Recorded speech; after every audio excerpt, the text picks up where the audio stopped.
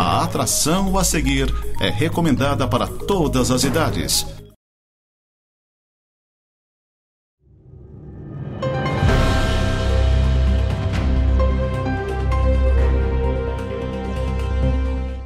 Olá, o Neurotalk está no ar. E hoje ao meu lado o Dr. Clécio. E vamos falar de um assunto que eu acho de suma importância, né, Clécio?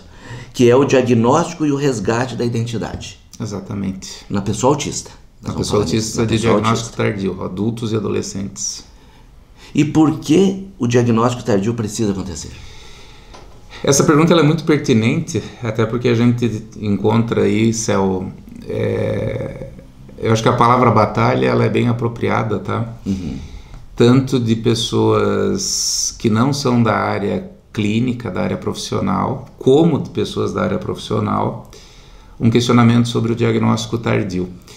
E é interessante porque as pessoas que não são da área profissional questionam muito o diagnóstico tardio no sentido de serem pessoas que, entre aspas, tiram de crianças com suporte 2 e 3 Certo. Direitos dessas crianças, e da área clínica profissionais que questionam o porquê, né? Afinal de contas, a pessoa nasceu, cresceu, se desenvolveu, e para que ela está querendo saber esse diagnóstico agora?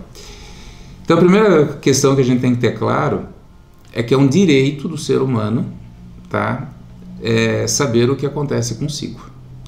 Eu vou trazer aqui uma questão clínica que tem uma incidência muito alta e que é de diagnóstico tardio, e que a partir do momento em que é diagnosticado provoca uma mudança muito significativa na vida das pessoas, que são as alterações de tireoide, tá? A tireoide ela provoca uma sintomatologia dita invisível, em que o indivíduo ele engorda, que ele tem uma sensação de exaustão muito grande, um cansaço, tá? E muitas vezes ele passa alguns anos da vida dele tendo essa sintomatologia, não compreendendo muito bem o porquê, principalmente em relação ao cansaço. E aí, num determinado momento, é diagnosticado com uma alteração hormonal na tireoide, começa o tratamento e do dia para a noite, com o tratamento, ele começa a ter um processo de evolução de qualidade de vida muito significativo. Gente, a condição autista não é diferente, tá? A condição autista, ela apresenta uma série de prejuízos para o indivíduo.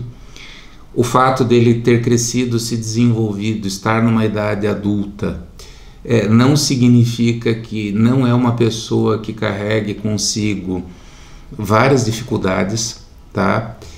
Então, a partir do momento que esse indivíduo ele passa a ter uma consciência sobre aquilo que está acontecendo com ele, ele começa a sair de uma área de autoquestionamento, que é uma área de autodesqualificação. Eu não consigo, eu sou estranho, eu sou esquisito, eu não sei o porquê. E ele começa a entender que ele tem uma resposta neurológica ocasionada por uma condição autista, uma questão sensório-motora, tá? Que então começa a justificar o porquê de uma hipersensibilidade sensorial, o porquê da dificuldade social e assim por diante, tá? E essa consciência, ela automaticamente leva esse indivíduo a buscar uma estabilidade na sua sobrecarga e na sua crise, tá? E a fazer uma caminhada para buscar corrigir isso. Se ele não tem esse diagnóstico, ele vai ter outros. Uhum. Tá? E a incoerência começa por aí, né? Então, tipo assim, não pode ser autista, o diagnóstico tardio ele é uma bobagem, mas ele pode ser depressivo, ele pode ser ansioso, ele pode ser bipolar, ele pode ser qualquer coisa. Qual é o problema disso? Nós estamos falando de várias comorbidades, ou apenas nós estamos falando de várias sintomatologias que são desdobramentos, que são consequências de uma condição autista não tratada, tá? E aí, esse indivíduo, ele começa a peregrinar por vários consultórios, ele recebe vários diagnósticos, ele recebe vários tipos de tratamento com resultados muito pequenos. E ele continua numa mesma situação. Que não está sendo tratado a verdadeira causa do problema, né? Exatamente, tá? Não está sendo tratada a verdadeira causa do problema.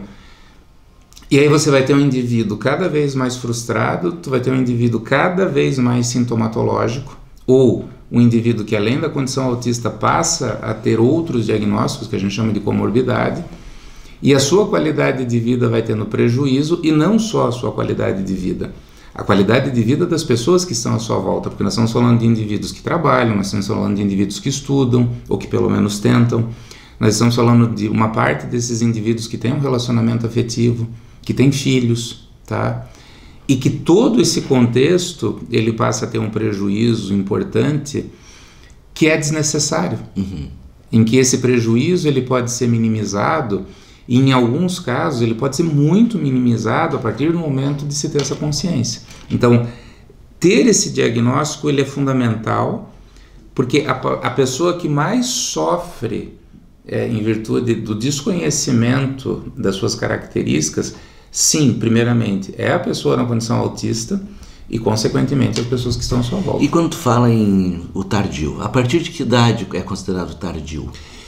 E até que idade? Olha, é relativo dizer, mas o que hoje se preconiza é o seguinte: você tem o diagnóstico precoce, tá? Você pode diagnosticar uma criança na condição autista com alguns meses de idade. Como é que você avalia isso? Você avalia isso através das respostas desse bebê dentro de uma etapa de desenvolvimento. Certo, que tem que fazer certas coisas, então, com mês isso, com 2, 3, 4, tem as suas... Exatamente.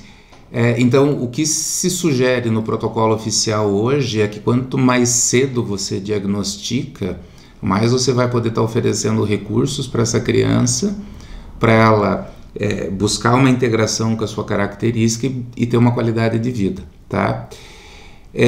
A partir do momento que você sai da primeira infância sem o diagnóstico, em torno de 7 ou 8 anos, você já começa a falar de um diagnóstico tardio. Tá certo. E pode ser hereditário? A questão autista, ela é hereditária, tá? Você tem situações que a gente chama de epigenética, que é do meio, tá? Que potencializam as características da condição autista, mas sim, hoje comprovadamente a condição autista tem uma causa genética extremamente significativa que vai passando de geração para geração. Então, muitas vezes a criança que descobre que a criança é autista pode dar uma olhada que às vezes um dos pais é. E essa é uma das razões do porquê do aumento da incidência em adultos, tá? O que o protocolo hoje sugere? Quando você avalia uma criança, essa criança fecha o diagnóstico para a condição autista, o protocolo sugere ser feita uma avaliação tanto nos irmãos quanto no pai e na mãe. Mas nem todos os filhos serão? Não, nem todos os filhos terão. Hoje, quando você tem um pai e uma mãe, um dos dois dentro da condição autista, você tem em torno de 25 a 30% de chance de ter um filho na condição autista. Certo. Quando você tem pai e mãe na condição autista, esse percentual ele dobra, tá? E o nível de suporte ele tende a ser maior. Certo. Tá? Essa é mais ou menos a questão genética. E o diagnóstico tardio, ele promove o resgate da identidade?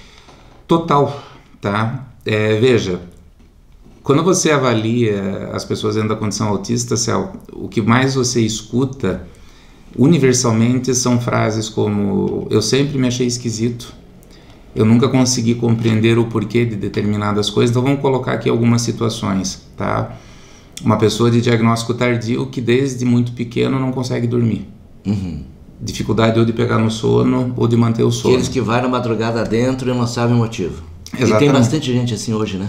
Muitos, tá? Nem todos dentro da condição autista, mas é um sinal para a condição autista, tá? Você pega indivíduos que não conseguem compreender o porquê que eles conseguem escutar uma parede fazendo barulho, hipersensibilidade sensorial. Os estralos das paredes, do chão das casas, essas coisas. Que só ele está escutando, tá? A dificuldade social, que é uma das grandes marcas, de não conseguir se aproximar, de não conseguir provocar uma interação e principalmente uma manutenção dos relacionamentos que busca.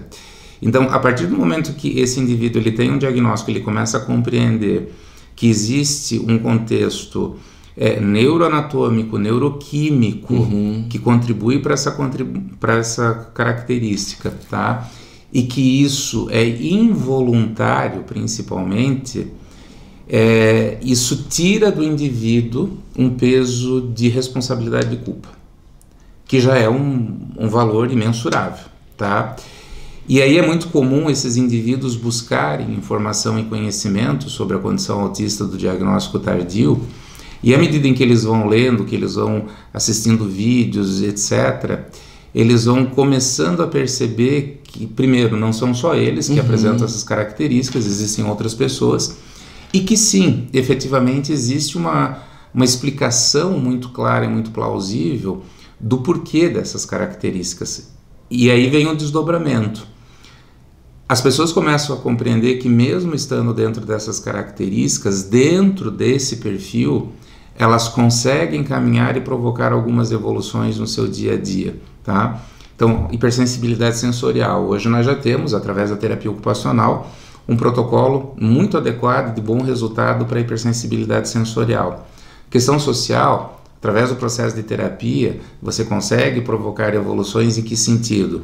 No sentido do indivíduo conseguir buscar aquilo que ele deseja e que eventualmente ele não alcançou, ou desse indivíduo buscar coisas que ele necessariamente não deseja, mas precisa. Sim. Porque ele tem que sobreviver, ele é um indivíduo adulto, ele paga boletos, né? Eu sempre digo Sim. isso, e que ele também consegue alcançar. E isso é um ganho imensurável, não tem valor. Certo. Tá? Para muitas pessoas que estão à volta, leigas, elas muitas vezes não conseguem compreender o porquê do não conseguir e do não alcançar.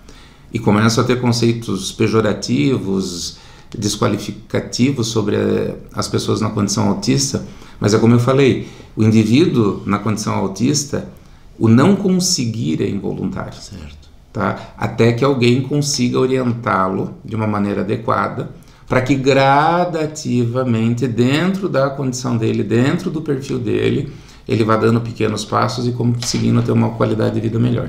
Beleza, foi diagnosticado. E o que pode acontecer na vida dessa pessoa depois? Olha, eu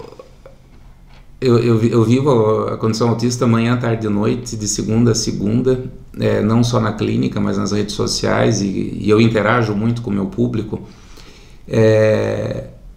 A partir desse momento, você começa a ter grandes aberturas. Primeiro, você consegue ter um trabalho de conscientizar as pessoas que estão ao redor do indivíduo sobre as características. E isso pode ser um facilitador muito grande. As pessoas começam a ter uma compreensão. Segundo, a pessoa consegue perceber que de repente ela estava indo numa direção e aquela direção não estava dando resultado para ela, mas dentro da condição que ela apresenta, se ela for para um outro sentido, para um outro rumo, ela pode ter alguns benefícios e alguns resultados interessantes. Isso aí é nesse trabalho clínico que vocês vão ajudando, vão colocando, mostrando para aquela pessoa, porque cada caso é um caso. Exatamente. Nem todo mundo tem que ir pela direita, tem os que vão pela esquerda. Isso começa já na avaliação, porque quando você faz todo o processo de avaliação, no final você faz uma devolutiva, e nessa devolutiva você constrói essa dinâmica de funcionamento, que é uma dinâmica que vem desde a infância até a idade adulta, não é uma coisa que surge... É um estudo grande, né? Não é um estudo pequeno, não é assim, fez o diagnóstico e deu. Não. Tem que ter um acompanhamento e tal. O principal deles é você conseguir construir com o avaliado a justificativa clara e sólida do porquê que ele está na condição. Certo. Tá? Tanto em termos de dinâmica funcional, quanto em termos de resposta neurocognitiva. Tá?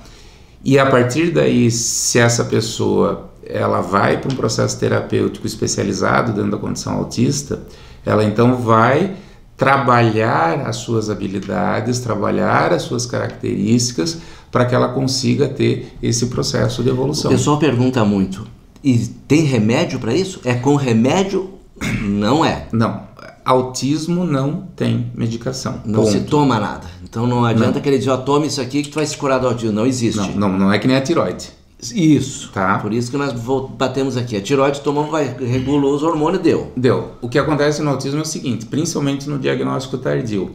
É muito incomum você diagnosticar um indivíduo na condição autista de diagnóstico tardio sem comorbidades. Certo. Sempre tem algo. Vai ter por quê? Porque é um indivíduo que veio por 20, por 30, por 40, por 50, 67 anos, que é a idade mais velha que eu avaliei, tendo que fazer enfrentamentos, tendo a condição autista num universo que não é autista. Então, se gera um processo de adaptação em que a pessoa, sem saber do diagnóstico, paga um preço muito alto. E esse preço ele é ou sintomatológico ou de comorbidade de um outro transtorno. Quando tem a comorbidade, você medica a comorbidade, tá? Então, por exemplo, vamos pegar uma comorbidade muito comum, indivíduo autista com TDAH, que são dois quadros neurodivergentes. O TDAH você medica, TDAH diagnosticado é medicado, ponto, tá? Certo. Indivíduo com condição autista, um quadro depressivo ou um quadro ansioso associado. Você vai trabalhar a ansiedade. Sabe, o que é TDAH? Às vezes muitas pessoas veem o... né? É bom a gente saber. Transtorno do déficit de atenção e da hiperatividade. Então tá certo. Tá. Que pode ser confundido também com autismo? Pode, porque são sintomatologias parecidas, são sintomatologias que se complementam, por exemplo, ambos têm um hiperfoco, ambos têm rigidez cognitiva, tá? Mas que se manifestam de forma diferente. Porém, tendo um TDAH diagnosticado, é como te falei, você vai estar falando de um atraso de repasse de informação entre um neurônio e outro, e a recuperação desse atraso você só consegue fazer com a medicação, tá? Paciente medicado, ok, você vai agregar um processo terapêutico para facilitar a vida dele, para você construir estruturas de rotina. Umas regras, regrar a forma de viver. Perfeito, tá? Mas sem a medicação você vai ter muita dificuldade de conseguir construir esse regramento. E pode ter os dois juntos, TDAH e autismo? 70% dos pacientes avaliados apresentam os dois quadros. Isso é um dado estatístico. Então trata um que automaticamente já vai melhorar para o outro lado também, e as outras regras que devem ser colocadas. Como são dois quadros neurodivergentes, o protocolo oficial hoje sugere: se eu for te avaliar com TDAH, já vou te avaliar o autismo junto. Certo. Se eu for te avaliar o autismo, eu vou te avaliar o TDAH junto. Por quê? Porque 70% dos pacientes apresentam os dois quadros associados. Então, como questão preventiva, você já está investigando e você está investigando vários fatores que são similares, você fecha o conjunto da avaliação para você poder investigar os dois fatores associados. Ô Clécio, e por que tem essa rejeição ao diagnóstico tardio? Por que muitas pessoas têm isso ainda? Olha, eu vou usar palavras simples aqui, né? Vou usar o meu autismo, né? É por pura ignorância, tá, Céu? Não é um medo também? De ser taxado, tu é um autista, porque ainda tem um tabu, né? Tem esse tabu. Veja que as pessoas que percebem em si que estão dentro da condição, a maioria quase que absoluta não tem essa característica de negar o diagnóstico. A negação vem da sociedade e vem dos profissionais clínicos que atuam. Certo. Tá? Por que ignorância? O autismo, até os anos 90, ele era percebido e definido dentro de uma visão clássica. Aquela criança, não adulto, que não se comunica, que é não verbal, que fica sentada com estereotipias, criança mesmo, mais novinha e tal, tá? Então, a ampliação do conceito do autismo, ela é relativamente nova. Apesar de que Asperger, já depois da Segunda Guerra Mundial, ele já falava do autismo que tinha um nível de inteligência alto, que ele era funcional e tal. Em 2015, muito pouco tempo atrás, o Código de Classificação Internacional de Doenças, o DSM-5, ele unifica, ele elimina o Asperger e ele traz tudo para autismo, subdividindo a condição autista em nível de suporte 1, 2 e 3. E aí começa a se falar do diagnóstico tardio. Por que do diagnóstico tardio? Gente, a criança autista cresce. Sim. Ela fica adulta. Que foi um fenômeno que aconteceu no final dos anos 90 com o TDAH, transtorno de déficit de atenção e hiperatividade. Nos Estados Unidos, nos anos 90, começou a falar do TDAH adulto, que até então não se falava. No Brasil, em 1999, no Congresso de Psiquiatria em Fortaleza, traz pela primeira vez o conceito do diagnóstico tardio do TDAH. Então nós estamos falando de uma situação muito nova e nós estamos falando assim, principalmente no diagnóstico tardio, que é a minha especialidade. Inteligência preservada ou um alto nível de inteligência com altas habilidades e superdotação é muito comum. Então, quando você pega um indivíduo de uma capacidade gigante, que ele consegue... O professor Pardal, né, que vai lá, que cria, que e tal... Vem aquela coisa, meu Deus, o que esse cara quer ser autista? Se ele tem esse nível de inteligência. Então, assim, são definições muito pobres, tá? É uma falta de conhecimento muito grande. O que eu escuto de toda essa população, tanto que estão na minha clínica quanto nas minhas redes sociais, Ah, eu fui no médico, ele falou que eu olho nos olhos, eu não posso ser autista. Gente, isso é um absurdo, não é um critério de exclusão, tá? Ah, porque eu tenho amigos e o médico falou que eu não posso ser autista. Gente, isso é um absurdo, não pode ser critério de exclusão, tá? O que acontece é o seguinte: como que ter este amigo funciona comigo? Como que viver esse relacionamento afetivo funciona comigo? Como que funciona? O indivíduo autista tem dificuldade do toque, Certo. do abraço, tá? O indivíduo autista que tem amigos, ele às vezes ele entra num processo de relacionamento por 10, 15, 20 minutos e entra em exaustão, tá? Porém, ele se obriga a permanecer porque essa é a regra social. E a exaustão na crise autista é só o autista que vive. E o autismo, muitas pessoas gostam de se isolar também, né? Fica mais no canto delas, fica um pouquinho contigo, já não aguenta ficar junto, mesmo assistindo um filme. Exatamente. Então, você está falando uma coisa muito importante. O indivíduo autista, ele tem uma necessidade de socialização muito pequena. O estar É que ele não precisa daquilo. É isso? Para ele. A grosso modo, pra dentro dele. A grosso modo, sim, mas o que acontece quando a gente fala de questões sensoriais, tá? O indivíduo autista, ele tem uma dificuldade, isso é comprovado cientificamente, de trabalhar tanto as sensações diretas, que é com ruído, com luzes, com texturas e tal, como com as sensações internas, como que o corpo dele reage, tá?